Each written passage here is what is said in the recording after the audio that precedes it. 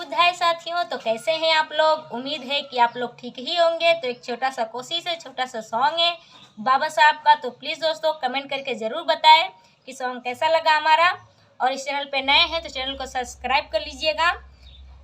तो सॉन्ग है हमारा, अरे भले तू गुलाम रह अपने चलन से, भले तू गुलाम रह अपने चलन से, आ दे गया आजादी भीमा अपने कलम से, दे गया आजादी भीमा अपने कलम से, अपने कलम से हो अपने कलम से, अपने कलम से हो अपने कलम से, दे गया आजादी भीमा अपने कलम से, दे गया आजादी भीमा अपने कलम से।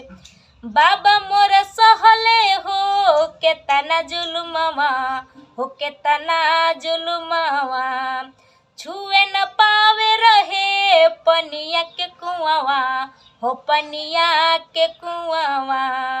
अरे लड़ी के लड़ाई, अरे लड़ते लड़ैया हो के तना जतना से, दे गया आजादी भीमा अपने कलम से, दे गया आजादी भीमा अपने कलम से, अपने कलम से हो अपने कलम से, अपने कलम से हो अपने कलम से, आ दे गया आजादी भीमा अपने कलम से।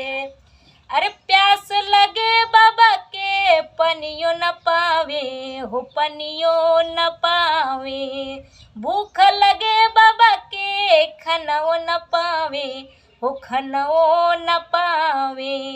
अरे लिखे संविधानवा, अरे लिखे संविधानवा हो कवने जतन से, लिखे संविधानवा हो कवने जतन से, दे गया आजादी भीमा अपने कलम से, दे गया आजादी भीमा अपने कलम से, अपने कलम से हो अपने कलम से, अपने कलम से हो अपने कलम से, दे गया आजादी भीमा अपने कलम से, दे गया आजादी भीमा अपने कलम से।